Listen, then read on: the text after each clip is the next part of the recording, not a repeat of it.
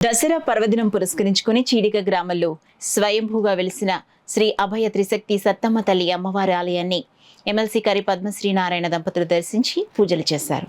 ఆలయ ధర్మకర్తలు చింతాకుల అప్పలరాజు వీరలక్ష్మి దంపతుల ఆధ్వర్యంలో తమ సొంత నిధులతో నిర్మించిన ఆలయ ముఖద్వారం ప్రారంభోత్సవానికి పద్మశ్రీ దంపతులు ముఖ్య అతిథిగా హాజరయ్యారు. అనంతరం ఇంద్రపాలెం గ్రామంలో వేంచేసిన గ్రామదేవత శ్రీ నేరళమ్మ తల్లి అమ్మవారిని దర్శించుకున్నారు.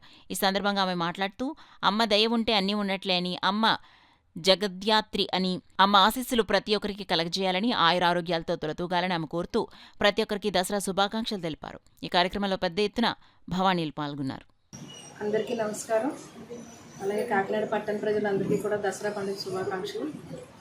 మరి దసరా పండుగ పురస్కరించుకొని చీడిలో ఉన్నటువంటి త్రిశక్తి అమ్మవారి దేవాలయానికి ఈరోజు విచ్చేసి ఆ తల్లిలో ఆశీర్వాదం తీసుకోవడం జరిగింది. మరి ఆ తల్లిల ఆశీర్వాదంతో అందరూ కూడా సుఖ సంతోషాలతో ఆరోగ్యాలతో వర్ధిల్లాలని చెప్పి మనస్పూర్వకంగా కోరుకుంటున్నాను.